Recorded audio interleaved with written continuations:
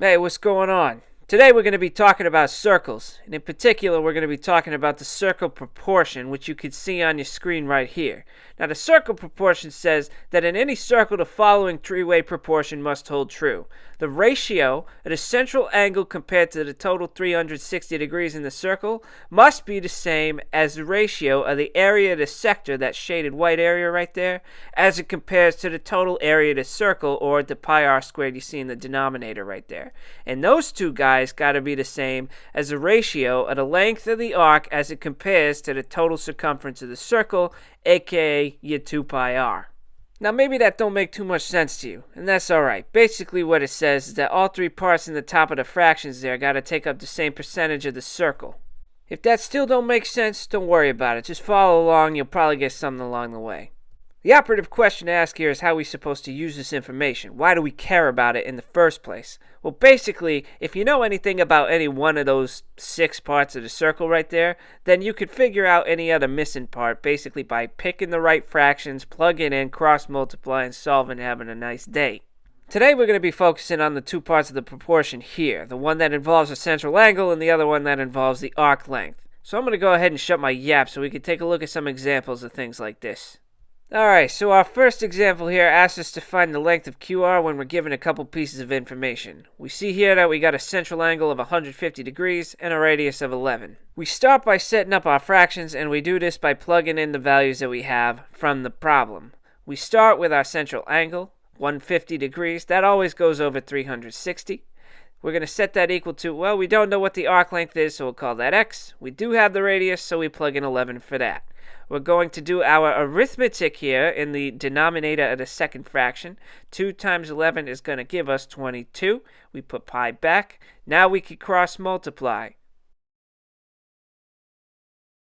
From there, we're going to get 150 times 22 pi equals 360 times x is just 360x. We'll do our multiplication on the left-hand side there. 150 times 22 pi comes out to approximately 10,367 and 26 hundredths. We keep our 360x the same because we didn't do nothing over there.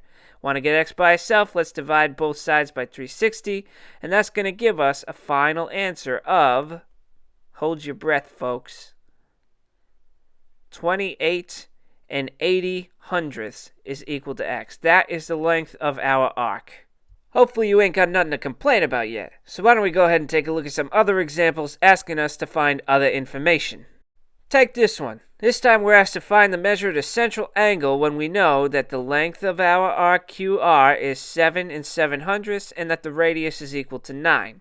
Same as before, we're going to set up our fractions by plugging in the values that we have to the appropriate spots here. We don't have the central angle, so we'll call that x. We put that over 360. We do have the arc length, however, that's 7 and 7 hundredths. We put that over 2 times pi times the radius, which we were given as 9.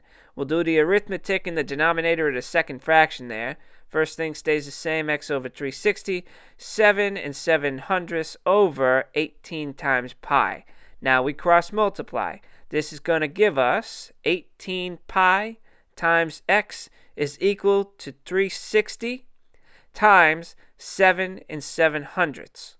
Little multiplication never hurt anybody. 18 times pi gives us approximately 56 and 55 hundredths. Keep the x. 360 times 7 and 7 hundredths gives us 2,545 and 2 tenths. Get x by itself by dividing both sides by the coefficient in front of x, or in this case 56 and 55 hundredths. This gives us a final answer of x equals 45.0. Or, we're talking about an angle here. Let's call it what it is. X equals 45 degrees. Done. That's 2 examples done here, and I ain't even broken a sweat yet. So why don't we take a look at this last one and see if it's going to give us a challenge. So this last problem here wants us to find the length of the radius when we know a couple pieces of information. This time we're told that the length of the arc is 13 and 96 hundredths and that the measure of the central angle is 200 degrees. We see that right here in the diagram. This time we're talking about a major arc, but that's not going to change our work. Set up the fraction, cross multiply, and solve.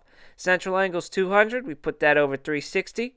We know our arc length this time is 13 and 96 hundredths, but we don't know what our radius is, so we're going to leave that denominator as 2 pi r. We can't do anything here other than cross multiply, so we're going to push on with this problem. We get 200 times 2 pi r equals 360 times 13 and 96 hundredths. Now, when we multiply on the left side, we're going to group these things according to the numbers. Basically, just multiply 200 and 2 pi.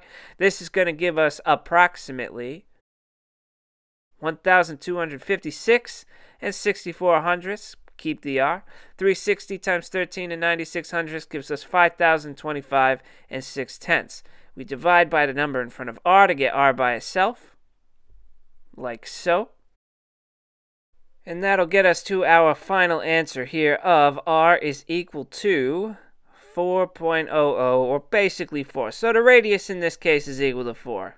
Alright, so that's it. None of this was really hard. All we had to do was figure out what information we were given, plug it into the right spots in the fraction, cross-multiply, and solve for your variable. And none of that solving was like really hard. We didn't have to do any square roots or nothing like that, so we ain't got nothing to complain about. Just don't be one of those people who does this like one time and then complains because you don't get it. Do your flipping homework. Try some problems and you will start to get it. All right? Okay, I'm just about sick of this stuff again, so I'm out. Later.